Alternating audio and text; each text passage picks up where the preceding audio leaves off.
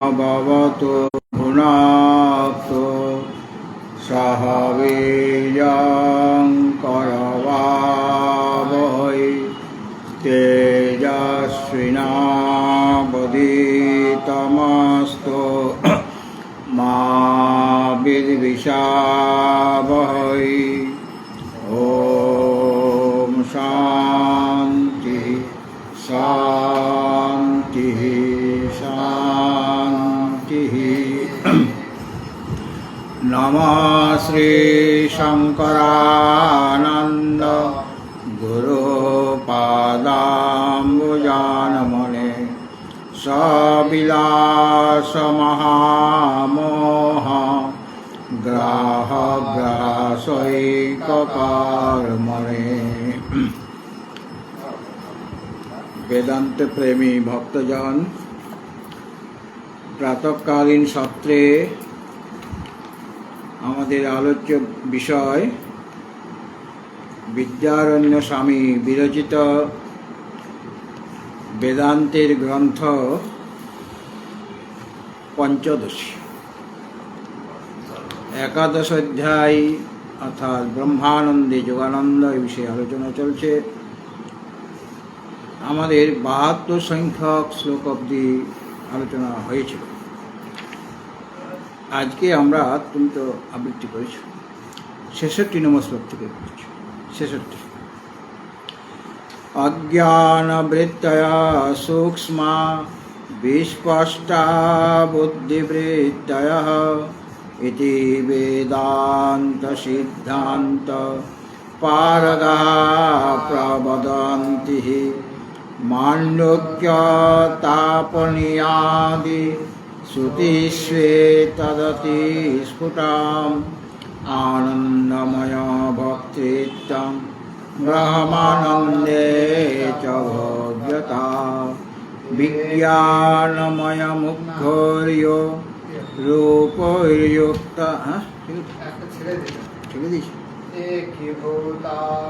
একীভূতা সুষুপ্তস্থ প্রজ্ঞানঘনতাং গতঃ আনন্দময় আনন্দভোগ চেতোময়া বৃত্তিভিঃ বিজ্ঞানময় মুখ্যর্য রূপযুক্তা পুরাধুনা সালয়েনৈকতাং প্রাপ্তো বহুতণ্ডুলপিষ্টবৎ প্রজ্ঞানানি পুরা বুদ্ধি বৃত্তয়োথা ঘনো ভবৎ ঘনত্বং হিমবিন্দূনাম উদগদেশে যথা তথা তদ্ঘনত্বং সাক্ষিভাবং দুঃখাভাবং প্রচক্ষতে লৌকিকাস্তার্কিকা यावत्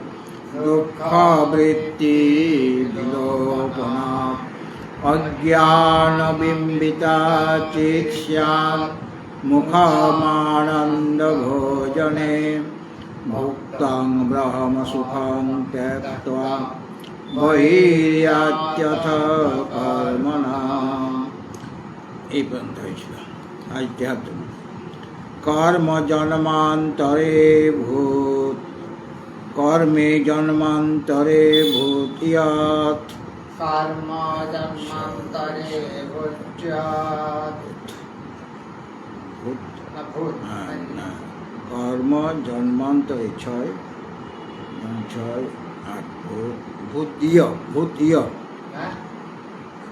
ওই ইয়ত অবধি যেতে হবে। ইয়ত ওই যে ভূত তারপরে আছে না, ইয় আর ত, হ্যাঁ তয়তে আছে একটা তো নিতে হবে। ঠিক আছে। কর্ম জন্মান্তরে ভূতিয়াৎ কর্ম জন্মান্তরে ভূতিয়াৎ তদ্যোগাৎ বুধ্যতে পুনঃ যোগাৎ বুধ্যতে পুনঃ ইতি কৈবল্য শাখায়াম কর্মজো বোধ ঈরিতঃ কর্মজো বোধ কর্মজ বোধ ঈরিতা। বয়ে ওকার আছে, ওটা বয়ে ওকার আছে তো বোধ, ওকারটা হলো দীর্ঘ, বোধ বোধ ঈরিতা, এটা আবার দীর্ঘ। আগের শ্লোকে দেখানো হয়েছিল যে সুষুপ্তিকালীন যে ব্রহ্মসুখ, সুষুপ্তি অবস্থায় যে ব্রহ্মসুখ লাভ হয়, সেই ব্রহ্মসুখ বা ব্রহ্মানন্দ আস্বাদনের মুখ বা সাধন কি কারণে সেই ব্রহ্মসুখ বা ব্রহ্মানন্দ লাভ হয়? কেননা সেখানে অজ্ঞানে প্রতিবিম্বিত যে চৈতন্য, এটা তার সাধন। অজ্ঞানে চৈতন্যের প্রতিবিম্ব করেছে, সেইটা গিয়ে লয় হয়েছে অজ্ঞানে, মানে সেটা আছে, অজ্ঞান আছে, মানে সেই অজ্ঞানে চৈতন্যের প্রতিবিম্ব করেছে। কাজে সুষুপ্ত অবস্থা আছে, সেই সময় সে ব্রহ্মসুখ লাভ করছে। পরে মানে যখন সুষুপ্তি অবস্থা থেকে সরে আসবে, জাগ্রত অবস্থায় আসবে, তো জাগ্রত অবস্থা কিসের জন্য আসলো? কর্ম বসে। তার ওইটুকু সুষুপ্তি ছিল, তাহলে তার যে আরও কর্ম আছে সেই দিনের, সেই অনুসারে সে আবার জাগ্রত অবস্থায় ফিরে আসবে। হ্যাঁ, তো কর্মপরবশে জীব সেই সুষুপ্তিকালে ব্রহ্মানন্দ ভোগ করছে। ভোগ করার পর সেই ভোগটাকে সে ত্যাগ করে আসছে, আনন্দ হচ্ছে, কিন্তু সেই ভোগ বা ব্রহ্মানন্দ ত্যাগ করে সে বাইরে আসে, মানে জাগ্রত অবস্থা দিতে আসে। ঠিক আছে, অর্থাৎ আবার ওই জাগ্রত অবস্থায় আসা মানে আবার সুখ দুঃখ ভোগ হবে, ব্রহ্মানন্দ থেকে সে বিচ্যুত হয়ে গেল। কারণ ব্রহ্মানন্দকে ত্যাগ করে সে আসছে। এটা কিসের জন্য আসছে, কি কারণে আসছে? না কর্মবশত, প্রারব্ধবশত সে সুষুপ্তি থেকে জাগ্রত হলো। আর জাগ্রত হওয়া মানেই সে আবার জাগ্রত আদি অবস্থায় ফিরে আসবে। এখন প্রশ্ন হচ্ছে যে সুষুপ্তিতে যে ব্রহ্মানন্দ অনুভূত হয়, সেটা তদ্বিষয়ক নিদর্শন বর্ণনা করছেন। মানে ব্রহ্মানন্দ সুখ যে হয় ওই সুষুপ্তিতে, সে বিষয়ে আমাদের দেখাচ্ছে যে আমাদের কৈবল্য উপনিষদ নামে একটা উপনিষদ আছে, যেটা তুমি জানো। সেখানে বলা হয়েছে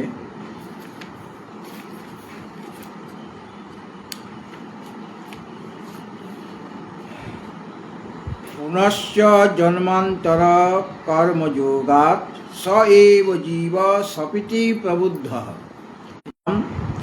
যস্মিন লয়ে ইয়াতি পুরত্রয়ঞ্চ।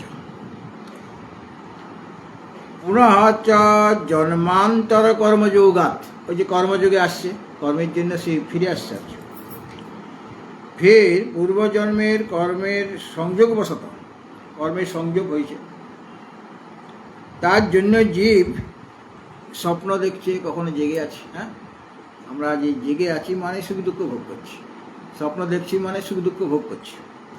তাহলে এটা কিসের জন্য? পূর্বজন্মের যে বর্তমান জন্মে যে প্রারব্ধ কর্ম আমার হয়েছে, যার জন্য আমার এই মানব শরীর হয়েছে, পেয়েছি, সে কর্মের সংযোগবশত, কর্মযোগাৎ জন্মান্তর, অর্থাৎ জন্মান্তর কর্মযোগাৎ, জন্মান্তর অন্য জন্মের, মানে যেটা প্রারব্ধ হয় সেটা কি হয়েছে, সেটা অন্য কোনো জন্মে আমি করেছিলাম ওই কর্মটা, এবং সেটা সঞ্চিত হয়েছিল, বিভিন্ন রকমের কর্ম সঞ্চিত হয়ে আছে, সেটা আমি অন্য কোনো জন্মে করেছি।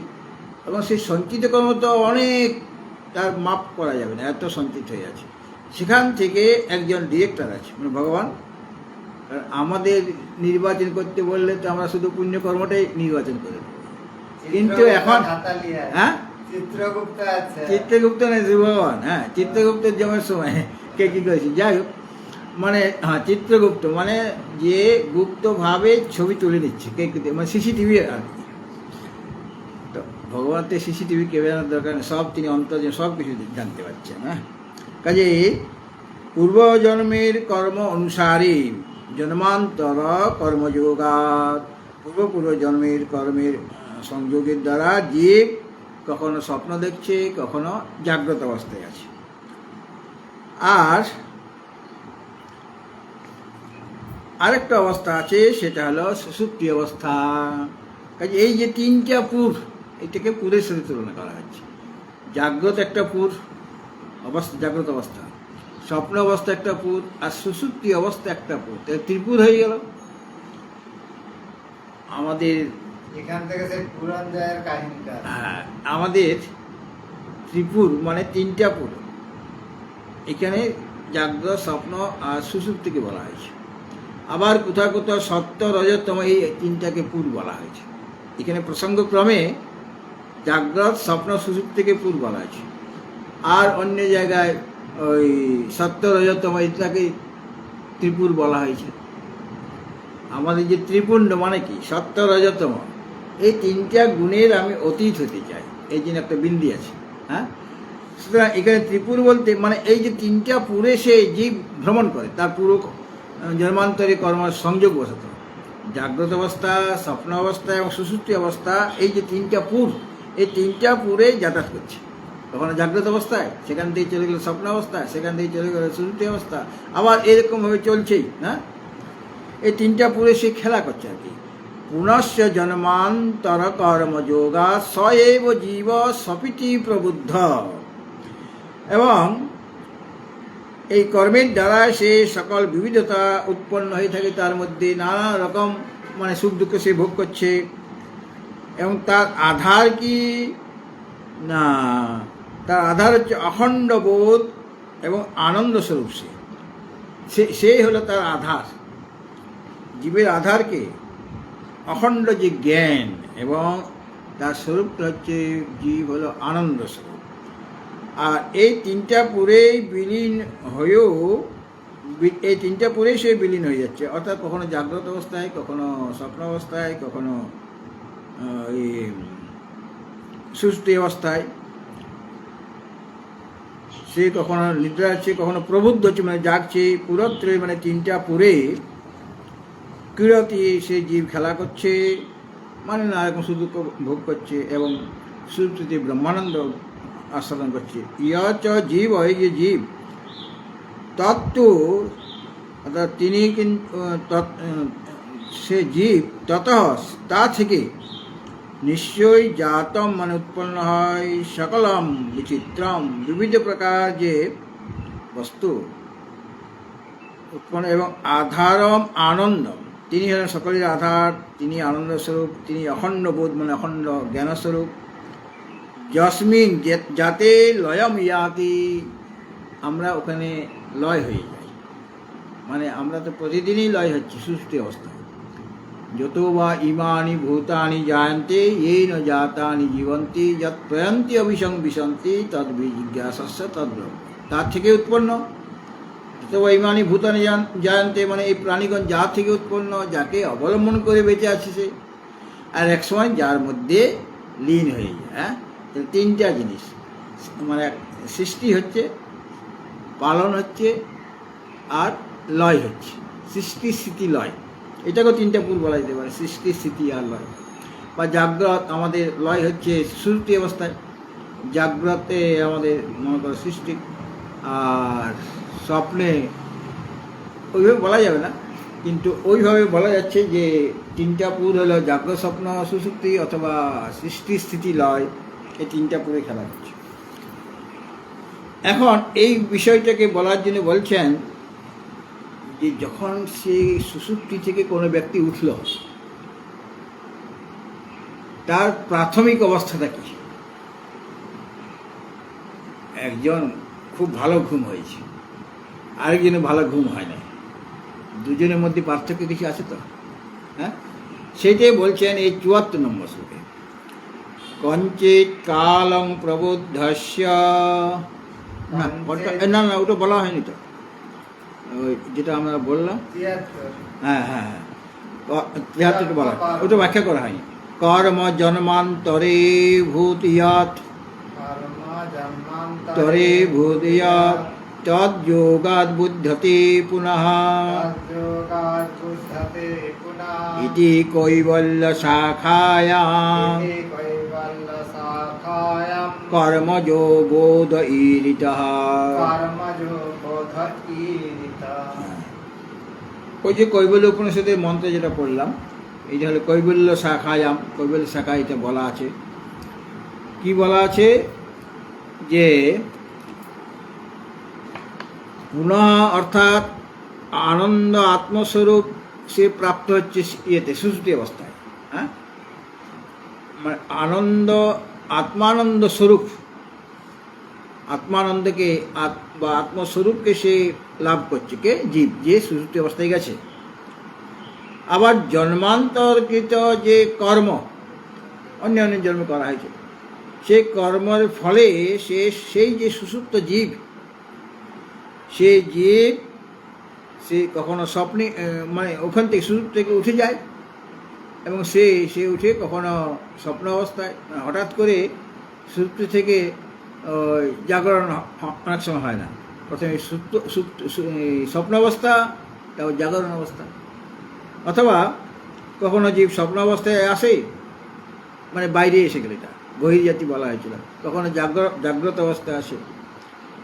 এই যে সুষুপ্ত জীব ব্রহ্মানন্দ ভোগ করে সে যে বাইরে যাচ্ছে, মানে আবার স্বপ্ন আর জাগরণ অবস্থায় এসে যাচ্ছে।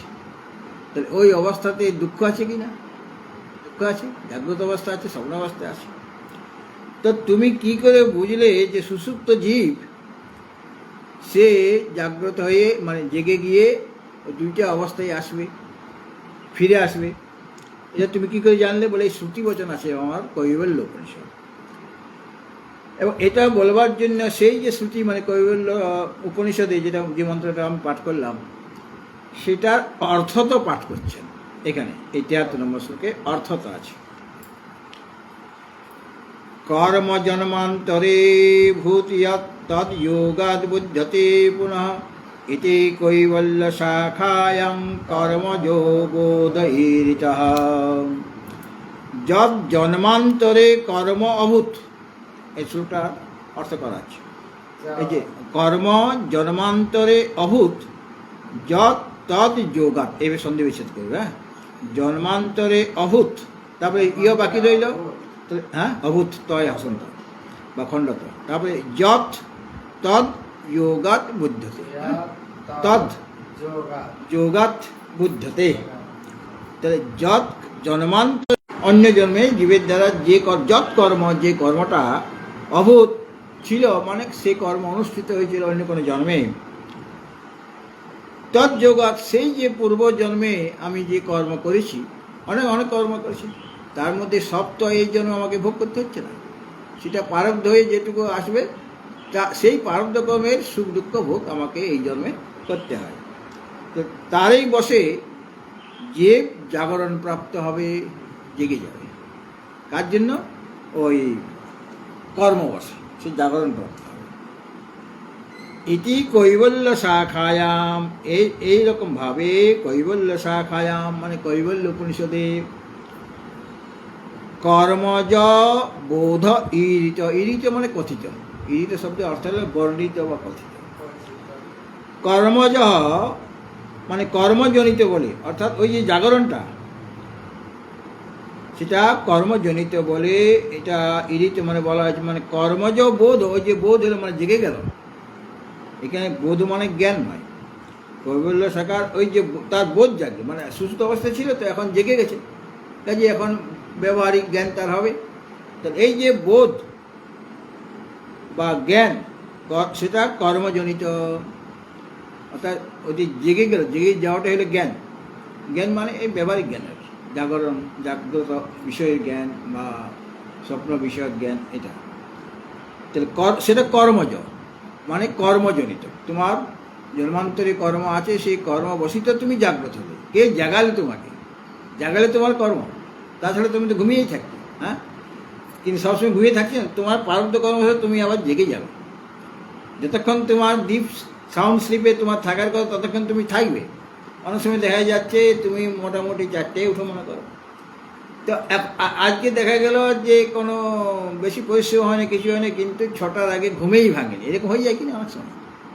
বৃষ্টি বাদলও নেই, কিছু নেই। আজকে তো অ্যালার্ম দিয়েছিলাম। অ্যালার্ম দেওয়া, তবুও হচ্ছে অ্যালার্ম দিয়ে সাড়ে থাকলেও পাঁচটা। অ্যালার্মটা তুমি এমনি করে দেবে যদি ডিস্টার্ব করে, হ্যাঁ, অথবা অ্যালার্মটা তুমি শুনতেই পেলে না, এরকম হতে পারে। সাড়ে পাঁচটা বেজে গেছে। আর অ্যালার্মটা যদি বাজেও দিলে বা হাত দিয়ে চাপা, কারণ তোমার কর্ম রয়ে গেছে, এখন তোমার ঘুমাতে হবে, এখন জাগরণ করার সময় নয় তোমার, হ্যাঁ, কারণ সেইটা তোমাকে নিয়ন্ত্রণ করছে। তোমার অ্যালার্ম, ঘড়িতে অ্যালার্ম দিয়ে রাখলেন তাতে তুমি যে নিশ্চিত জেগে যাবে তার কোনো মানে নেই।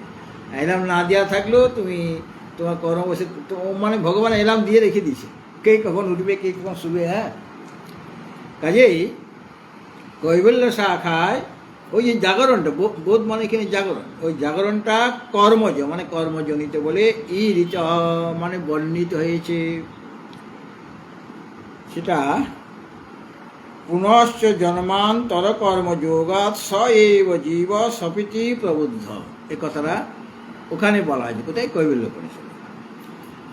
তো জন্মান্তরে জীব কর্তৃক যে কর্ম অনুষ্ঠিত হয়েছিল আগের জন্ম, আগের মানে জন্মান্তরে মানে পূর্ব, মানে এর জন্ম, এই জন্মের পূর্বের জন্মটা তা নয়, এর আগে তো অনেক জন্ম হয়েছে, যে কোনো কোনো জন্মে যে কর্মগুলি আমি করেছি সেইগুলো কিন্তু সব জমা হয়ে আছে। ভোগ না করলে সেটা ক্ষয় হবে না।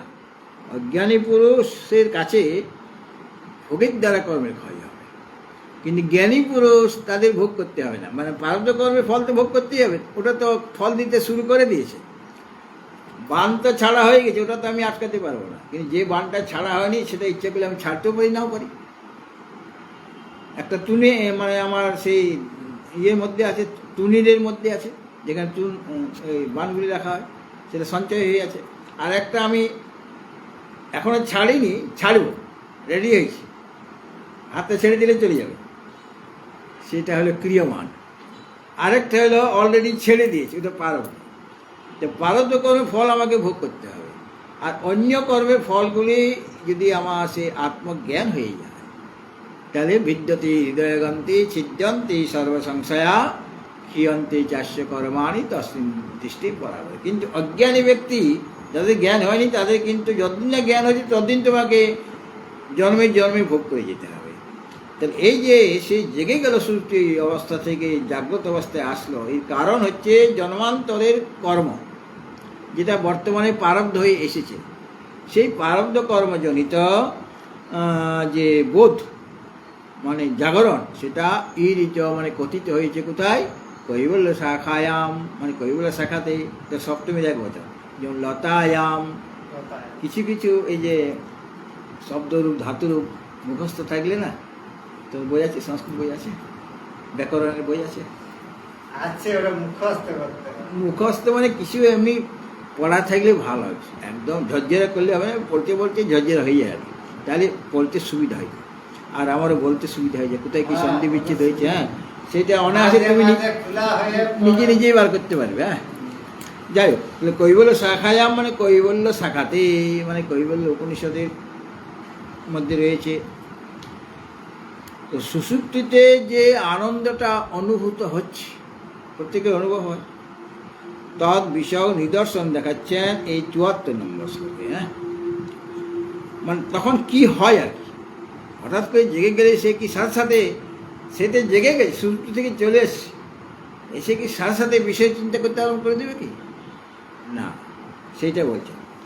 কঞ্চিৎ কালং প্রবুদ্ধস্য, দুই রকমের পাঠ আছে, কোথাও কিঞ্চিত, কোথাও কঞ্চিত। কিম থেকে হলে কিঞ্চিত হবে, আর কম থেকে আসলে কঞ্চিত হয়ে যাবে। হ্যাঁ, মানে চিত একটা প্রত্যয় যোগ হয়, তো কিমের সাথে চিত যোগ হলে কিঞ্চিত হবে, চিত। আর কমের সাথে, কম দ্বিতীয় আরে বলে, কমের সাথে যোগ হলে কঞ্চিত হয়ে যাবে। ঠিক আছে, তাহলে কঞ্চিত কালং বলো বা কিঞ্চিত কালং বলো, মানে কিছু কাল। না না, হিন্দি নয়, এটাও বাংলা, কিন্তু দুই রকমের ইয়ে হয় আর কি, মানে চিতটা ওইভাবে লাগে। যেমন কথঞ্চিত আমরা শব্দ প্রয়োগে, কথঞ্চিত মানে কোনো রকমে, হ্যাঁ, এরকমভাবে চিত। বা কোথাও চন, কশ্চন, কিঞ্চন, চন লাগানো হয়েছে, যেমন কিঞ্চন কিমের সাথে চন, আর কঞ্চন যখন বলছি তখন কমের সাথে চন লাগিয়েছি। আর কথঞ্চন বা কথঞ্চিত, এই চিত আর চন যোগ হয় আর কি। আচ্ছা, কঞ্চিত কালং বা কিঞ্চিত কালং এর শোনো তো। কঞ্চিত পড়া হয়েছে, কঞ্চিত কালং কঞ্চিত কালং প্রবুদ্ধস্য কঞ্চিত কালং প্রবুদ্ধস্য ব্রহ্মানন্দস্য বাসনা ব্রহ্মানন্দস্য বাসনা অনুগচ্ছেদ যতস্তুষ্ণীম। অনুগচ্ছেদ তত এই না, তত নয়, অনুগচ্ছেদ, তবে ওখানে ইয় আছে, তাই জফল আছে না, হ্যাঁ, তাহলে অনুগচ্ছেদ আমি বলেছি, তাহলে ইয় আছে, ইয়ত, অনুগচ্ছেদ ইয়ত তুষ্ণীম, অনুগচ্ছেদ ইয়ত তুষ্ণীম, ওই অবধি যাবে। 1 2 3 4 5 6 7 8 তুষ্ণীম অবধি যাবে। হ্যাঁ, তাহলে ওখানে আস্তে রয়ে গেল। হ্যাঁ, আস্তে নির্বিষয়ং সুখী, তুষ্ণীম বলতে হবে তো। তুষ্ণীম। হ্যাঁ, আর তুষ্ণীয় বলতে পারো, তাহলে মাস্তে ওদিকে বলতে হবে। হ্যাঁ, দুই রকমই বলা যায় এখানে, হ্যাঁ। মাঝখান থেকে দুই রকমই বলা যায়। তো অনেকে যারা খুব মানে গোড়া আর কি, তারা বলবে যে ম অবধি যাবে, তুষ্ণীম না, তুষ্ণী অবধি যাবে, তারপরে মাস্তে বলতে হবে। আর যারা একটু মানে আধুনিক, তারা তুষ্ণীম আসতে বলে। আর গোড়া যারা, তারা কিন্তু সন্নিবেশিত কোনো করবে না। অনুগচ্ছেদ যত তুষ্ণী মাস্তে নির্বিষয় সুখী, অথবা নির্বিষম আস্তে আস্তে নির্বিষয় সুখী। তো আস্তে দুটা হলো, নির্বিষয় 4টা, 6টা হলো, আর সুখীতে 2টা, 8টা হয়ে গেল। হ্যাঁ, ঠিক আছে। তো প্রবুদ্ধস্য কিঞ্চিত কালম, যে জাগলো, সুষুপ্তি থেকে যিনি জাগলেন, ওই যে আছে না, কঞ্চিত কালং প্রবুদ্ধস্য, প্রবুদ্ধস্য মানে প্রবুদ্ধ যে ব্যক্তি, সে কঞ্চিত কালম কিছুকাল ব্রহ্মানন্দ বাসনা, মানে যিনি প্রবুদ্ধ হয়েছে, মানে জেগেছে, সুষুপ্তি থেকে জেগে গেছে কিন্তু। হ্যাঁ, এখন সুষুপ্তি অবস্থায় নেই, সে প্রবুদ্ধ হয়েছে, মানে জাগরিত অবস্থায় এসে গেছে। প্রবুদ্ধ মানে জাগ্রত, সে জাগরণ অবস্থায় এসেছে। সেই ব্যক্তি যিনি সুষুপ্তিতে গিয়েছিলেন, এখন জাগরিত হয়েছে, সে কঞ্চিত কালম কিছুকাল এখন কিন্তু জেগে আছে, মানে সুষুপ্তি অবস্থা, এই জাগ্রত অবস্থায় এসে গেছে। তার সুষুপ্তি অবস্থা এখন নেই, কিন্তু জেগে গেছে, এবং জাগ্রত অবস্থায় আছে। সে কঞ্চিত কালম কিছুকাল ব্রহ্মানন্দস্য বাসনা আছে না, ব্রহ্মানন্দস্য বাসনা, অর্থাৎ কিছুকাল পর্যন্ত কঞ্চিত কালম ব্রহ্মানন্দের যে সংস্কার, সেই সংস্কারটা তার থেকে যায়। সুষুপ্ত অবস্থায় ব্রহ্মানন্দ লাভ করেছিল তো। মনে করো আমি দুপুরবেলা খেয়েছি, তো এই যেটা খেয়েছি সেটা আরও কিছুক্ষণের জন্য আবার সেটা আমার মনে থাকবে না, এই খেয়েছি, এইরকম স্বাদটা হয়েছিল। হ্যাঁ, কিছুক্ষণ ওটা মনে থাকে। ঠিক সেরকমভাবে সুষুপ্তি অবস্থায় যে ব্রহ্মানন্দ আমি ভোগ করেছি, যে আনন্দটা আমার হয়েছে, সেটা জেগে যাবার পরেও কিছুক্ষণের জন্য, মানে বেশিক্ষণ নয়, কিছুক্ষণের জন্য সেই ব্রহ্মানন্দের যে বাসনা, মানে সংস্কারটা থেকে যায় সেই ব্যক্তির মধ্যে, যে জাগ্রত হলো সুষুপ্তি থেকে। কেন না, যত বাসনা অনুগচ্ছেদ, ব্রহ্মানন্দস্য বাসনা অনুগচ্ছেদ, অর্থাৎ ব্রহ্মানন্দের যে বাসনা মানে সংস্কারটা, তাকে অনুসরণ করে। হ্যাঁ, তার মধ্যে থাকে, সেই সংস্কারটা থেকে যায় কিছুক্ষণের জন্য। আর এটা কেন না, যত, যেহেতু যত শব্দ, যত নির্বিষয় সুখী, যেহেতু ওই জীব তখন নির্বিষয় সুখী, কোনো বিষয় শূন্য হয়ে, মানে কিছুকাল যে বসে আছে, বিষয় তখন আসে নাই। জাগ্রত অবস্থায় অনেক বিষয় আছে, হঠাৎ করে ওখানে তো আমি নির্বিষয় হয়ে গিয়েছিলাম সুষুপ্তিকালে, তাই সেই সুষুপ্তিকালের বাসনাটা, সংস্কারটা রয়ে গেছে তার। এই জন্য সেই জীব তো জাগ্রত প্রবুদ্ধ হয়েছে, মানে জেগে গেছে, কিন্তু কিছুকালের জন্য জীব বিষয় শূন্য হয়ে থাকে, এখনো বিষয়টাকে গ্রাস করেনি আর কি, নির্বিষয় হয়ে থাকে। এবং কিছুকাল সে তুষ্ণীমভাবে অবস্থান করে, তুষ্ণীম আসতে, তুষ্ণীম মানে চুপচাপ। গীতাতে আছে না, সেই অর্জুন তুষ্ণীম হয়ে গেল, মানে এতক্ষণ প্রথম অধ্যায়ে সে অনেক কথা বলছিল, তারপর চুপ হয়ে গেল, প্রথম অধ্যায়ে দেখা গেছে। আর তুষ্ণীম মানে মৌন বা চুপচাপ বসে থাকা। অর্থাৎ সে কিছুকালের জন্য জেগে যাওয়ার পরে সে নির্বিষয় থাকে। সুষুপ্তিকালে যেমন নির্বিষয় হয়ে গেছিল সে, তো কিছুক্ষণের জন্য জাগ্রত অবস্থাতে সে নির্বিষয় থাকে। অর্থাৎ এখনও তাকে বিষয় তার কাছে আসেনি, সে বিষয় চিন্তা এখনো করেনি। তো নির্বিষয় আর বিষয় শূন্য হলে তার সুখ হবে, বিষয় না থাকলে সুখ হবে কিনা। তো নির্বিষয় হয়ে কিছুকাল তুষ্ণীমভাবে অবস্থান করেন এবং সেই সুখ অনুভব করে। জীব তখন তুষ্ণীমভাবে অবস্থান করে মানে সুখে সে থাকে কিছুক্ষণের জন্য, তার সেই আনন্দটা থেকে যাচ্ছে, ব্রহ্মানন্দ থেকে যাচ্ছে কিছুক্ষণের জন্য, বেশিক্ষণ থাকবে না, খুব কম সময়। কিছুক্ষণ, হ্যাঁ কম সময় সে চুপচাপ মানে বসে আছে। বিছানা থেকে উঠেই লোকে একটু চুপচাপ বসে থাকে, হ্যাঁ ওই সময় কোনো বিষয় চিন্তা করতে তার ইচ্ছা করছে না, কারণ ওই যে ব্রহ্মানন্দের সংস্কার সেইটা তার এখনও ভিতরে তাকে অনুসরণ করছে। তারপরে ও চলে যাবে, কিছুক্ষণের থেকে ওটা চলে যাবে। যেমন কুড়ালে যে চক্রটা ঘুরিয়ে দেওয়া হলো, ঘোরাবার সময় এরকম ঘোরে, তো তারপরে যদি ওটা হাত দিয়ে নাও ঘুরায় কিছুক্ষণ চলবে, তারপরে ধীরে ধীরে বন্ধ হয়ে যাবে। পাখাটা চলছে, সুইচ দেওয়া আছে, অন করা আছে, আমি অফ করে দিলাম, অফ করার সাথে সাথে পাখাটা বন্ধ হয়ে যাবে কি, কিছুক্ষণের জন্য চলবে। সেরকম কিছুক্ষণের জন্য ব্রহ্মানন্দের সংস্কার থেকে যাচ্ছে। হ্যাঁ, তো প্রবুদ্ধস্য মানে সুষুপ্তি থেকে যে জাগরণ প্রাপ্ত হয়েছে, মানে জাগ্রত হয়ে গেছে, এমন যে ব্যক্তির কঞ্চিত কালম বা কিঞ্চিত কালম মানে কিছু কাল, সে কিছুকাল অর্থাৎ স্বপ্নকাল পর্যন্ত, যতক্ষণ না স্বপ্ন আসছে মানে কিছু কাল মানে কিছু সময়ের জন্য ব্রহ্মানন্দস্য বাসনা, ওই সুষুপ্তি অবস্থা ব্রহ্মানন্দের যে সংস্কার সে কিছুক্ষণ আগেই সেটা ভোগ করেছে, বেশি সময় হয়নি। কাজে ব্রহ্মানন্দের যে বাসনা অর্থাৎ সুষুপ্তিতে তার যে অনুভব হয়েছিল তখন ব্রহ্মানন্দ, সেই ব্রহ্মানন্দের সংস্কার যেটা অনুভূত হয়েছে সুষুপ্তিকালে, সেই অনুভূত যে ব্রহ্মানন্দ যেটা সুষুপ্তিকালে অনুভূত হয়েছে, তার বাসনা মানে সংস্কারটা অনুগচ্ছেদ মানে তার কিছুক্ষণ চলতে থাকবে, তার মধ্যে থাকবে। তো এইরকম যে সংস্কার থাকে সেটা কি প্রকারে জানলেন, কি প্রকারে আপনি বুঝলেন যে কিছুক্ষণ ওই সংস্কারটা থেকে যায়? তার উত্তরে বলছেন যে যেহেতু জীব তখন বিষয় শূন্য হয়ে থাকে, নির্বিষয়, বিষয় নেই তার, যত মানে হেতুটা দিচ্ছেন যত মানে যে কারণে অর্থাৎ জাগরণ আদিতে বিষয় অনুভব রহিত হয়ে থাকে, ওই বিষয় অনুভব হচ্ছে না, তার ব্রহ্মানন্দের অনুভব হয়েছে, সে অত সহজে বিষয়ানন্দের অনুভব হতে দিচ্ছে না। হ্যাঁ, কিছু সংস্কার থাকবে।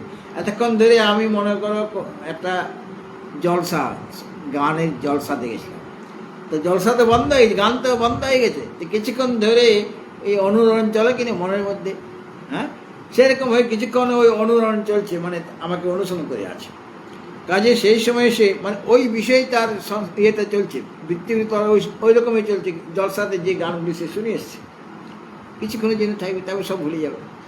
সেরকমভাবে কিছুক্ষণের জন্য সে নির্বিষয় থেকে যাবে, অর্থাৎ বিষয় ভাবনা যে মানে বিষয় অনুভব রহিত অবস্থায় থাকবে, বিষয় অনুভব হবে না, বিষয়ের অনুভূতি হবে না।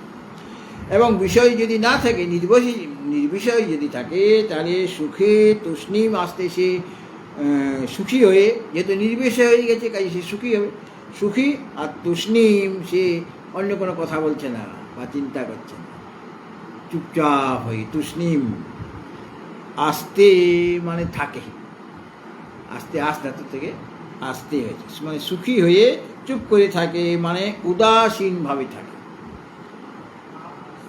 উদাসীনভাবে অবস্থান করে। বলে এটা কী করে জানলে, মানে এই হেতু সেটা জানা যায়, মানে যেহেতু সে উদাসীন হয়ে থাকে, হঠাৎ করে বিষয় চিন্তন করছে না, বিষয় অনুভব রহিত অবস্থায় সে কিছুক্ষণ থাকে, এই যে তার যে অবস্থান, এটার দ্বারা বোঝা যায় যে ব্রহ্মানন্দের সংস্কার তার মধ্যে এখনো কিছুক্ষণ আছে, তারপরে সংস্কারটা চলে যাবে। তখন পূর্বপক্ষী প্রশ্ন করছে, ঠিক আছে, ওই যে চুপচাপ বসে রয়েছে, মৌন তুষ্ণিং হয়ে গেছে, সেখানে সে সুখী হয়ে আছে, কারণ বিষয় নাই। হ্যাঁ, সে চুপচাপ বসে আছে মানে সুখী আছে, আনন্দ অনুভব করছে ওই সময়, বিষয় আনন্দ নয়, ওটা ব্রহ্মানন্দ, কিছুক্ষণের জন্য আছে। তাহলে পরও লোকে সর্বদা চুপ করে কেন থাকে না? চুপ করে থাকলেই তো আনন্দ থাকবে। লোকে বলছেন যে চুপ করে থাকাই ভালো, তাহলে চুপ করে থাকলে সেই আনন্দটা আমার মধ্যে থেকে যাবে। কারণ তুমি বললে যে নির্বিষয় হয়ে সুখপূর্বক সে চুপচাপ থাকে, তুষ্ণীম অবস্থায় থাকে। চুপচাপ হয়ে বসে থাকলেই যদি আনন্দটা পাওয়া যায়, তাহলে এত শাস্ত্র অর্জন করার কী দরকার, এত জপ তপ করার কী দরকার? আমি চুপচাপ বসে থাকবো আর আমার ব্রহ্মানন্দ অনুভব হবে। এটা পুরো কী বলছে, এটার উত্তর দিতে হবে। উত্তরটা দেখো, কর্মভি প্রেরিত পশ্চাৎ,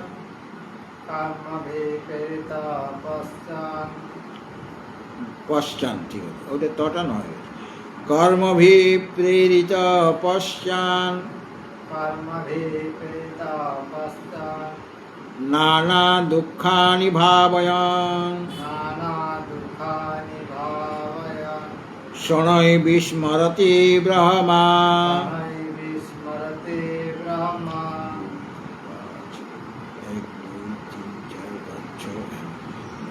শনৈ বিস্মরতি ব্রহ্মা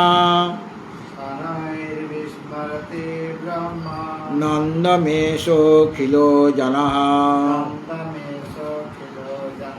কর্মভি প্রেরিত পশ্চাৎ নানা দুঃখানি ভাবয়ন শনৈ বিস্মরতি ব্রহ্মা নন্দমেষোখিলো জনঃ।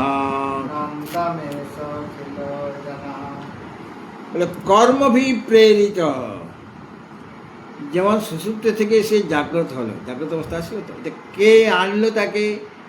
কর্ম, জন্মান্তরী কর্ম। সেরকমভাবে তুমি কিছুক্ষণের জন্য চুপচাপ হয়ে আছো, নির্বিষয় হয়ে আছো। বেশিক্ষণ চুপচাপ করে থাকতেও পারবে না, নির্বিষয় হয়েও থাকতে পারবে না। কেন? তোমার জন্মান্তরের যে কর্ম, সেই কর্মসমূহের দ্বারা প্রেরিত হয়ে, কর্মই তোমাকে প্রেরিত করবে, বিষয় এসে যাবে। কর্মই বিষয় এনে দেবে। তুষ্ণীমভাবে থাকতে পারবে না, চুপচাপ থাকতে পারবে না। নহি কশ্চিৎ ক্ষণমপি জাতু তিষ্ঠত্য কর্মকৃৎ কার্যতে হিয়বশ কর্ম সর্ব প্রকৃতির জয় গুণে। গীতাতে পেয়েছে। কোনো অজ্ঞানী পুরুষ এক ক্ষণ, নহি কশ্চিৎ ক্ষণমপি, এক ক্ষণ সে চুপচাপ বসে থাকতে পারে না। নহি কশ্চিৎ ক্ষণমপি মানে এক মুহূর্তের জন্য সে চুপচাপ বসে থাকতে পারে। জাতু তিষ্ঠত্য কর্মকৃৎ, কর্ম না করে সে থাকতে পারবে। কেন? কার্যতে ইহ বশকর্ম সর্ব প্রকৃতি জয়ের গুণে, প্রকৃতিজাত সেই গুণের দ্বারা, সত্যতম ইত্যাদি গুণের দ্বারা সে কর্ম করতে বাধ্য হয়ে যায়, কর্ম করে। কেন? ওই সে তার যে আগের কর্ম, সেগুলি তাকে বাধ্য করবে, কর্মই তাকে বাধ্য করবে। কর্ম মানে তার যে নানা রকম বাসনা রয়েছে, পূর্বজন্মের কর্মের সংস্কার রয়েছে, তার দ্বারা প্রেরিত হয়ে সে আবার নতুন কর্ম করবে। কেন? তার তো কামনা বাসনা রয়ে গেছে। হ্যাঁ, কামনা বাসনার জন্য সে কর্ম করবে। কর্ম না করে থাকতে পারে, একটা অলস ব্যক্তিও কর্ম না করে থাকতে পারে না। সে হয়তো পা না চাবে, হ্যাঁ, বা কি কাজটা আশ্রমে কিছু করছে না, আর জিজ্ঞেস করছে বারে বারে আজকে কী রান্না হচ্ছে, এখন জিজ্ঞেস করে আসো। মানে খাবারটা খাওয়ার সময় সে যাবে, কিন্তু কাজ করতে বলে সে করবে না।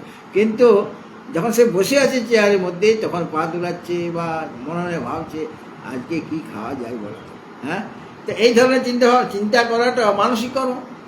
সে তুমি শরীরে হাত দিয়ে পা দিয়ে তুমি কোনো কর্ম করছে না, কিন্তু মন দিতে কাজ করছো।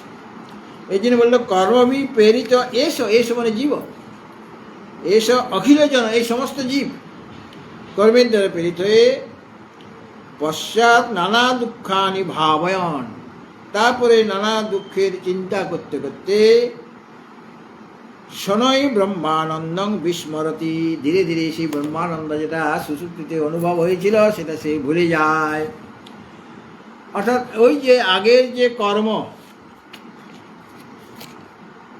আগের যে কর্ম মানে যে কর্মের জন্য তুমি শরীর না। সুষুপ্ত অবস্থায় গিয়েছিলে, তোমাকে তো কর্ম ছাড়েনি, কর্ম তো তোমার আছে। সেই কর্মের দ্বারাই প্রেরিত হয়ে এই জীব বা এই অখিল জন মানে সমস্ত জীব, সমস্ত লোক,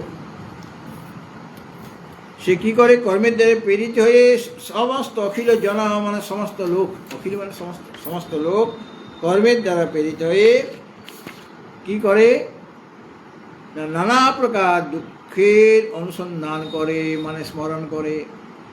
জাগ্রত অবস্থার যে জাগ্রত অবস্থার কথা সে তার স্মরণে এসে যায়, মানে বিষয় এসে যাচ্ছে, আর সেই বিষয়ের চিন্তন করে। জাগ্রত অবস্থা মানে সেটা স্মরণে তার এসে যাচ্ছে কিছুক্ষণ পরে, হ্যাঁ, বেশিক্ষণ ওই অবস্থাটা থাকছে না, কিছুক্ষণ জেনে থাকছে, কিন্তু সবসময় সে চুপচাপ বসে থাকতে পারবে না, এই 1 মিনিট 2 মিনিট এরকম হতে পারে।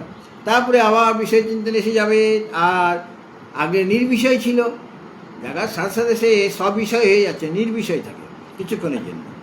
তারপরে যখন সব বিষয় হয়ে যাচ্ছে তখন নানা রকম দুঃখ, সব বিষয় হলো কেন, বিষয়টা তার মাথায় ঢুকলো কী করে, ওই কর্মের দ্বারা প্রেরিত হয়ে সমস্ত লোকের মধ্যে বিষয় চিন্তাটা ঢুকে যাচ্ছে। হ্যাঁ, আমরা তো গীতাতে বারবার পাচ্ছি যে ত্যাগ বুদ্ধি রাখো, বিষয় ত্যাগ বুদ্ধি রাখো। হ্যাঁ, কিন্তু বিষয় ত্যাগ বুদ্ধিটা অত সহজে আসবে কি? পুরো জন্মের সংস্কার বশত বিষয় আসক্তিটা আমাদের এসেই যাচ্ছে। খুব বড় বড় উপদেশ শুনছি, শাস্ত্র করছি, কিন্তু এত সহজে অনাসক্ত হতে পারছি না, আমার কর্মই আমাকে আসক্ত করে দিচ্ছে। সুতরাং কর্মের দ্বারা প্রেরিত হয়ে এই অখিল জন মানে সমস্ত লোক যখন জাগ্রত হয়েছে, কিছুক্ষণে মানে সুযুক্ত অবস্থা থেকে সবেমাত্র জাগ্রত হয়েছে, সেই ব্যক্তি এই পরে নানা প্রকার দুঃখের অনুসন্ধান করতে থাকে, মানে স্মরণ করতে থাকে। এই জন্য বলা নানা দুঃখানি ভাবয়ন, নানা রকম দুঃখ বা দুঃখদায়ক যে বিষয়গুলি সেগুলি সে চিন্তা করতে থাকে। আর চিন্তা করলে, স্মরণ করলে ক্রমশ কিছুক্ষণের মধ্যেই ক্রমশ শনৈ মানে ধীরে ধীরে, শনৈ ব্রহ্মানন্দম বিস্মরতি, ধীরে ধীরে, শনৈ মানে ধীরে ধীরে, হ্যাঁ, ধীরে ধীরে সে ব্রহ্মানন্দম বিস্মরতি, ব্রহ্মানন্দ যেটা সে সৃষ্টিকালে অনুভব করেছিল সেটা ধীরে ধীরে সে ভুলে যাচ্ছে, তার সংস্কারটা থাকছে না। কেন? ওটা তো তার তো অজ্ঞান ছিল ওই সময়।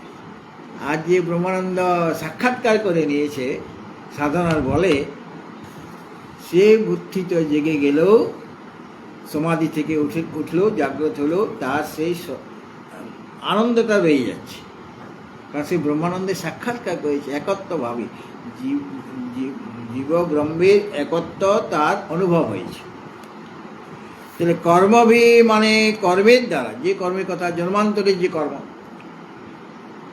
যেগুলি ফল প্রদান করার জন্য উন্মুখ হয়েছে, মানে প্রারব্ধ কর্ম, হ্যাঁ, ফলটা দেবার জন্য রেডি হয়ে গেছে, মানে প্রারব্ধ কর্মটা ফল দিচ্ছে, দেবে। আর ক্রিয়মান কর্ম যেটা আমি বর্তমানে করছি বা সঞ্চিত কর্ম, সেটা আমাদের ফল এখন দিচ্ছে না, পরে দেবে। এখন ফল প্রদান করার জন্য উন্মুখ হয়ে কে আছে? প্রারব্ধ কর্ম, যেটা উন্মুখ হয়ে আছে সেটাই প্রারব্ধ কর্ম। সেই প্রারব্ধ কর্ম সেই প্রারব্ধ কর্মের দ্বারাই প্রারব্ধ কর্মের সেই ফল আমাকে ভোগ করতে হবে। সেই ফলভোগের দ্বারা প্রেরিত, কর্মে প্রেরিত করছে, মানে সেই কর্মটা ফল দেবার সময় হয়েছে তোমার। হ্যাঁ, মানে এতক্ষণ তুমি চুপচাপ ছিলে নির্বিষয় হয়ে, এখন বিষয়ের মানে সুখ দুঃখ তোমাকে পেতে হবে। হ্যাঁ, সেটা দেওয়ার সময় হয়ে গেছে এখন। কাজেই ফলভোগে প্রেরিত হয়ে সকল প্রাণী অখিল জন, সমস্ত প্রাণী পশ্চাৎ পরে মানে ওই যে কিছুক্ষণ চুপচাপ ছিল, তারপরে নানা প্রকার দুঃখের সে স্মরণ করবে। সে মানে এই কাজগুলি এখন আমাকে করতে হবে। হ্যাঁ, ওই বিষয় আছে, কাজে আমার কিছু কর্তব্য কর্ম আছে, এই কাজগুলো আমাকে করতে হবে। আর তার মানে কি? কর্তব্য কর্মে স্মরণ করছে সে, তার দ্বারা দুঃখ হবে। হ্যাঁ, বসে থাকলে আমাকে কাজ করতে হবে। হ্যাঁ, কারণ তুমি তো জেগে গেছো, যখন তুমি ঘুমিয়েছিলে তখন তো তোমাকে কাজ করতে বলেনি। হ্যাঁ, কিন্তু এখন তোমাকে বলছি, তুমি যেহেতু জেগে গেছো। কে বলছে? কর্ম বলছে এখন তো আর দুঃখ ভোগ করার সময় হয়ে গেছে। হ্যাঁ, কাজে তুমি উঠো, জাগো, আর তখন চুপচাপ বসে থাকলে তো হবে না, অনেক কাজ আছে, অনেক। তোমাকে তো আমি এখন দুঃখ দেবো, কর্ম বলছি যে এখন ফল হচ্ছে, দুঃখ তোমাকে দিতে হবে। হ্যাঁ, কাজে সেই দুঃখটা ভোগ কে করবে? কাজেই কর্তব্য কর্মের স্মরণ, এই যে তার দ্বারাই মানে আমার এই কাজগুলো করা দরকার, মানে বিষয় এসে গেল, সব বিষয় হয়ে গেলে তুমি, আর সব বিষয় হইলে মানে নানা রকম দুঃখ তুমি তোমার কাছে এসে যাবে। কেননা বিষয় থাকলেই তোমাকে দুঃখ দেবে, কর্তব্য কর্ম থাকলেই তোমাকে দুঃখ দেবে। কর্তব্য কর্ম আছে মানে কি, তোমার অপ্রাপ্ত অনেক বস্তু আছে, এই জন্য তোমাকে কাজগুলি করতে হচ্ছে। এই জন্য স্বর্ণসনয় মানে অল্পকালের মধ্যেই সে অনুভূত যে ব্রহ্মানন্দ সে সুরতিকালে অনুভব করেছিল, সেটা বিস্মৃত হয়ে যাবে। আর এই কারণও, এটা একটা কারণ, কর্মের দ্বারা প্রেরিত হয়ে সেই চুপচাপ বেশিক্ষণ থাকতে পারছে না। আর একটা কারণ দেখাচ্ছেন পরের শ্লোকে, যে সুষুপ্তিতে ব্রহ্মানন্দ অনুভব বিষয়ে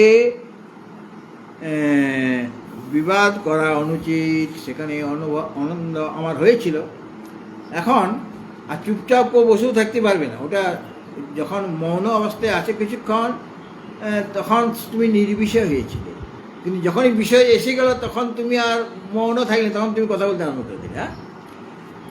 আরও কারণ আছে, সুষুপ্তিতে ব্রহ্মানন্দ অনুভব, সেই সুষুপ্তিতে যে ব্রহ্মানন্দের অনুভব হয়, এই বিষয়ে মানে বিবাদ করা উচিত নয়, অর্থাৎ ওই সময়ে ব্রহ্মানন্দের অনুভব হয়, সেটা দেখাচ্ছেন ওই পরের শ্লোকটাই। প্রাগুর্ধমপি নিদ্রায়াঃ, আচ্ছা, ঊর্ধ্ব বানানটা কি লেখা আছে? প্রাগুর্ধ বানানটা কি লিখেছে? ফলা আকার গয় দীর্ঘ, তারপর রেব আছে, পরে ধয় বয়। হ্যাঁ, এটা ঠিক আছে, এই বানান ঠিক। আর ম, ওটা না, ওটা ঠিক আছে, মানে ধয়ে বয়ে, এটা অনেক সময় দেয় না লোকে। ঊর্ধ্ব মানে ধয়ে বয়ে রেখো, অনেকে কি করে দয়ে ধয়ে দিয়ে দেয়, ওটা ভুল। আমার বইতে দয়ে ধয়ে আছে, এটা ভুল, ওইটা ঠিক। ধয় বয়, হ্যাঁ, ধয়ে বয়ে হবে। ওই যে ঊর্ধ্ব মূল, ওখানে দেখবে ধয়ে বয়ে আছে। হ্যাঁ, প্রাগুর্ধমপি নিদ্রায়া পক্ষপাতো দিনে দিনে, প্রাগুর্ধমপি নিদ্রায়া পক্ষপাত দিনে দিনে, ব্রহ্মানন্দে নিরাঙ্তেন প্রাজ্ঞোস্মিন বিবদিতঃ কঃ। ব্রহ্মানন্দে নিরাঙ্তেন প্রাজ্ঞোস্মিন বিবদিতঃ কঃ। ব্রহ্মানন্দে নিরাঙ্তেন প্রাজ্ঞোস্মিন বিবদিতঃ। বিবদিত বিবদিত।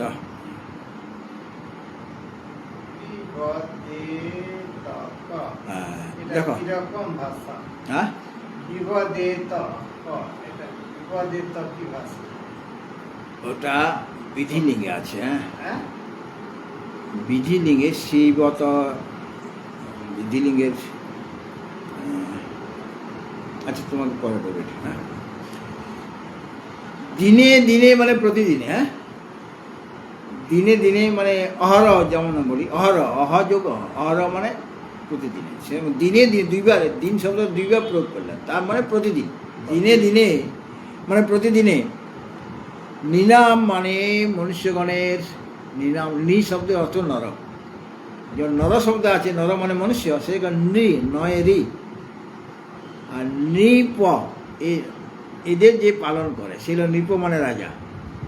নি নয় রি মানে মানুষ, আর সেই মানুষকে যারা যিনি পালন করেন তিনি নৃপ মানে রাজা। নৃপ শব্দ পেয়েছে না, ওইভাবে এসছে এখানে। নিরাং মানে মনুষ্য গণেশ। তো প্রতিদিন লোকের যে নিদ্রায়া প্রাক ঊর্ধ্বমপি, নিদ্রা মানে সুষুপ্তি, তার পূর্বে এবং তারপরে, ঊর্ধ্ব মানে পরে, আর প্রাক মানে পূর্বে, আর ঊর্ধ্বম মানে পরে। এখানে ঊর্ধ্ব মানে উপরে হয়, এখানে পরে। যে নিদ্রায়া প্রাক ঊর্ধ্বমপি, নিদ্রার পূর্বে এবং পরে, ঠিক আছে। যে দিনে দিনে মানে প্রতিদিন। নিনাং নিদ্রায়া পাক ঊর্ধ্বমপি, মনুষ্যগণের নিদ্রার পূর্বে এবং নিদ্রার পরে। নিদ্রার পূর্বে এবং নিদ্রার পরে অপি ব্রহ্মানন্দে পক্ষপাত, ব্রহ্মানন্দে বিষয়ে পক্ষপাত হয় মানে আকর্ষণ। অর্থাৎ প্রতিদিন লোকের যে নিদ্রা হয়, নিদ্রা মানে সুষুপ্তি, তার প্রাক ঊর্ধ্বম অপি, অর্থাৎ নিদ্রার প্রারম্ভে সুপ্তি হচ্ছে আর কি, সুষুপ্তি যাব তার আগে অবস্থা, আর ঊর্ধ্বম অপি তারপরে, সুপ্তিটা এখন আসেনি, হবে আর কি। সুপ্তি আসবা সুষুপ্তির আরম্ভে, এটা প্রাক মানে নিদ্রাটা এখন আসেনি, কিছুক্ষণের মধ্যে এসে যাবে। হ্যাঁ, এইটা হলো প্রাক। আর ঊর্ধ্বম মানে তারপরে, সে জেগে গেল কিন্তু বেশিক্ষণ জাগে নেই। তো ওই দিনে দিনে মানে প্রতিদিন নিলাম নিদ্রা প্রাক ঊর্ধ্বম অপি, মনুষ্যগণের প্রাক ঊর্ধ্বম অপি, প্রাক মানে নিদ্রার পূর্বে কিছুক্ষণ আগে, নিদ্রার কিছুক্ষণ আগে, এবং ঊর্ধ্বম মানে নিদ্রার কিছুক্ষণ পর, দুই জায়গাতেই প্রারম্ভে এবং পরেও। অর্থাৎ পরে মানে নিদ্রার অবসান, আর পূর্বে মানে ওটা হলো ঊর্ধ্বম মানে নিদ্রার অবসান হলো, আর পূর্ব মানে এখনই নিদ্রাটা কিছুক্ষণের মধ্যে এসে যাওয়া। হ্যাঁ, ওই সময় আগে একটা শ্লোকে আসছে, হ্যাঁ আগে এসেছিল, চৈতন্য বুদ্ধিবৃত্তিতে চৈতন্য প্রতিবিম্ব পড়বে ওই আসার আগে, তাহলে ওইটা হলো পূর্ব মানে প্রারম্ভ, নিদ্রা শুরু হবে আর কি, কিছুক্ষণের মধ্যেই হবে। আবার নিদ্রার কিছুক্ষণ পরে, বেশিক্ষণ টাইম দেওয়া হবে না। এই জন্য বললাম প্রাক ঊর্ধ্বম অপি, নিদ্রার প্রারম্ভে এবং নিদ্রার অবসানে, নিদ্রার পরে।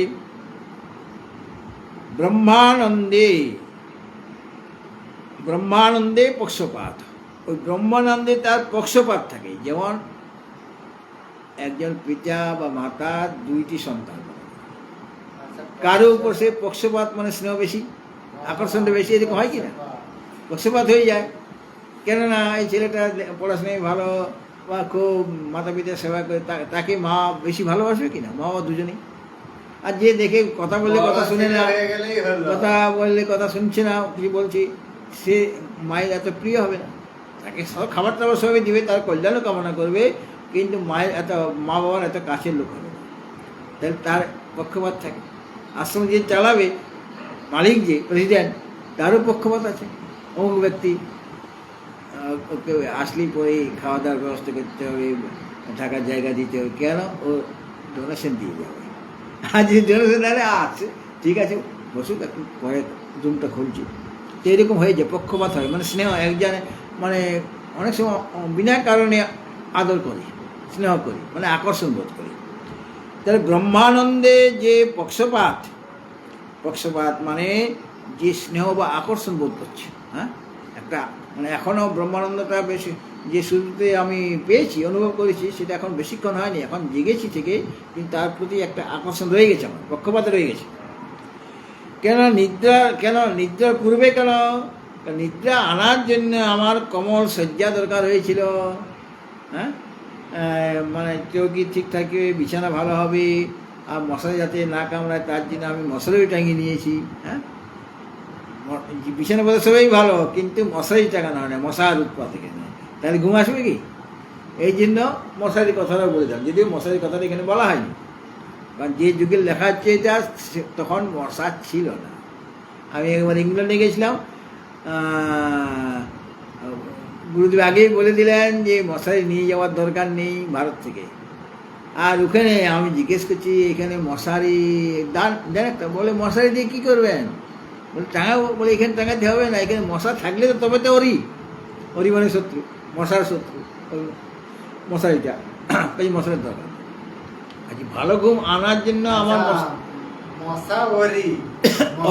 ওরি মানে শত্রু, মশার শত্রু হলো মশারিটা। মশার এই জন্য নাম হলো মশারি।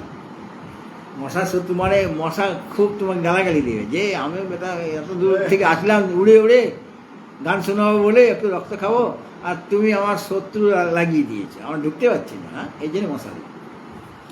তাহলে ওটা ধরে নাও। এবং নিদ্রার অবসানে মানে নিদ্রার আগে এগুলো করছি, ঘুমাবার জন্য রেডি হচ্ছি। আর নিদ্রা যখন শেষ হয়ে গেল তখন সেই নিদ্রা সুখ পরিত্যাগ করতে অসমর্থ হয়ে তুষ্ণীমভাবে অবস্থান করছে। নিদ্রার যে সুখ, নিদ্রাতে যে সুখটা আমি পেয়েছি, কী সুখ? ব্রহ্মানন্দ। ওটা হলো নিদ্রা সুখ। নিদ্রা সুখ বলতে ব্রহ্মানন্দকে বোঝানো হয়। ওটা তুমি যদি ঠিক করে ঘুমাতে পারো, সকলে ঘুমাতে জানে না তো, হ্যাঁ, কী করে ঘুমাবে? এমন ঘুম দেবে যাতে তোমার সাউন্ড স্লিপ হয়। তাহলে সারা দিন তোমাকে পরিশ্রম করতে হবে কি না, তবে তো ঘুমটি আসবে। সাউন্ড স্লিপ কখন হবে? যদি তুমি অলস না হও, যদি পরিশ্রমী হও, তাহলে তোমার ঘুমটি আসবে। আর যদি এত টেনশন মাথায় না নাও, পরিশ্রম করলে টেনশনও আসে। ওই যে নিদ্রা সুখ, সুখী অবস্থা আমি পেয়েছি, মানে নিদ্রা সুখ মানে ব্রহ্মানন্দ। সেই ব্রহ্মানন্দ বা নিদ্রা সুখটাকে পরিত্যাগ করতে অসমর্থ। কেন? ওটার উপর আমার পক্ষপাত আছে, আকর্ষণ ছিল। যে একবার স্বর্গে যাবে সে কি আবার এই পৃথিবীতে আসতে চাইবে? তাহলে ওখানে একটা আকর্ষণ হয়ে গেছে। তাহলে আমি তো শুরুতে ওখানে ব্রহ্মানন্দের কাছে চলে গেছি, ব্রহ্মানন্দ অনুভব হচ্ছে। এত সহজে আমি কি বিষয় আনন্দকে ভোগ করতে চাইবো? বিষয়ের যে আনন্দ আছে, এই জন্য যেহেতু সেখানে সেই নিদ্রা সুখে বা ব্রহ্মানন্দে আমার আকর্ষণ আছে, পক্ষপাত আছে, কাজে ওটাকে আমি এত সহজে ত্যাগ করতে পারছি না। আর ত্যাগ করতে পারছি না বলেই কিছুক্ষণ তুষ্ণীমভাবে অবস্থান করছি। কেন? ওই ব্রহ্মানন্দের সংস্কারটা তার হয়ে গেছে কিছুক্ষণের জন্য। তাই সেই আনন্দ বিষয়ে, সেই আনন্দকে পেয়ে কোন বুদ্ধিমান বিভেদিত মানে বিবাদ করবে? অর্থাৎ এই বিষয়ে কোনো বিবাদ নেই। কেন? সে তো ওই নিদ্রা সুখটা অত সহজে ত্যাগ করতে চাইছে না, পাচ্ছে না। এই যে কিছুক্ষণ নিদ্রা সুখটা সে অনুভব করছে। নিদ্রা সুখ মানে বলে সে চুপচাপ হয়ে যাচ্ছে, কিন্তু বেশিক্ষণ চুপচাপ থাকতে পারছে না। কেননা সে তার কর্ম, প্রারব্ধ কর্ম ফল দেবার জন্য তৈরি হয়ে আছে। মানে তোমাকে এখন দুঃখ সাগরে ভাসাবে আর কি, এই জন্য ফল দেবার জন্য তৈরি। কাজে বেশিক্ষণ তুমি তুষ্ণীম ভাব অবলম্বন করতে পারবে না। অর্জুন তো বলল যে আমি চুপ হয়ে গেলাম, মানে তুষ্ণীম হয়ে গেলেন তিনি, কিন্তু বেশিক্ষণ কি চুপ হয়ে থাকতে পারলেন?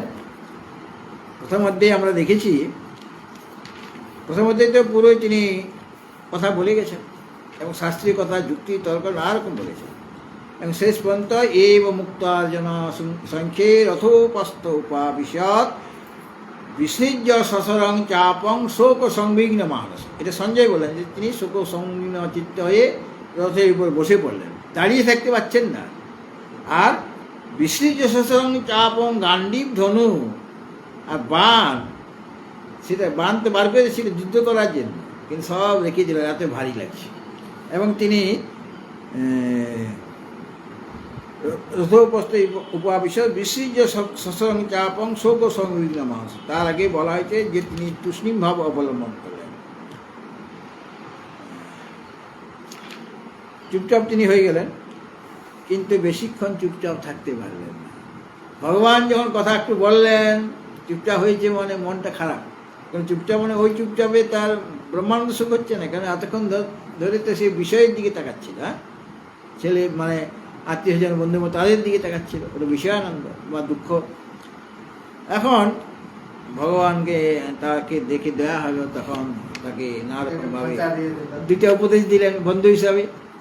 তারপরে গড়বড় করে আবার কথা বলতে আরম্ভ করলেন, চুপচাপ থাকতে পারলেন না। সেরকম ইনিও বেশিক্ষণ চুপচাপ থাকতে পারবেন না। ওই প্রারব্ধ কর্ম যখন তোমাকে প্রেরিত করবে ফল দেওয়ার জন্য, তখন তুমি সব ভুলে যাবে, হ্যাঁ, ব্রহ্মানন্দ আর তোমার ভিতরে অনুভব হবে না। এতক্ষণ কিছুক্ষণের জন্য ব্রহ্মানন্দের অনুভব হচ্ছে, নিদ্রা সুখ অনুভব মানে ব্রহ্মানন্দের অনুভব হচ্ছিল, কিন্তু পরে ওটা আর থাকবে না। কাজে এই যে চুপচাপ বসে আছে একজন, তার যে অনুভব, কি বলছে, সাথে সাথে সবিশেষ সেটা হচ্ছে না। কাজে এই বিষয়ে প্রাজ্ঞ ব্যক্তি তারা কি এই বিষয়ে বিবাদ করবে? মানে বিবাদ করতে পারে না, যেহেতু সকলের অনুভব হচ্ছে, তা সকলে এটা অনুভব করছে। এটা আরেকটা কারণ দেখালো, যে এই কারণও সুষুপ্তিতে যে আমার ব্রহ্মানন্দ অনুভব হয়, এটা একটা কারণ, যে সাথে সাথে সে কোনো কর্তব্য কর্মে ঝাঁপিয়ে পড়ছে না, কিছুক্ষণ চুপ থাকে, তারপর ধীরে ধীরে সে নানা রকম কর্মে আসক্ত হয়ে সেই কর্ম করছে, হ্যাঁ, কর্তব্য কর্মে করার জন্য সে তৈরি হয়ে যাচ্ছে। এটার দ্বারা বোঝা যায় যে সুষুপ্তিতে একটা বিরাট আনন্দ ছিল, ব্রহ্মানন্দের অনুভব হয়েছিল। এমনি থাক। হরি ওম পূর্ণমদা পূর্ণমিদং পূর্ণাৎ পূর্ণমুদাচ্যতে পূর্ণস্য পূর্ণমাদায় পূর্ণমেবাবশিষ্যতে। ওম শান্তি শান্তি শান্তি। হরি ওম।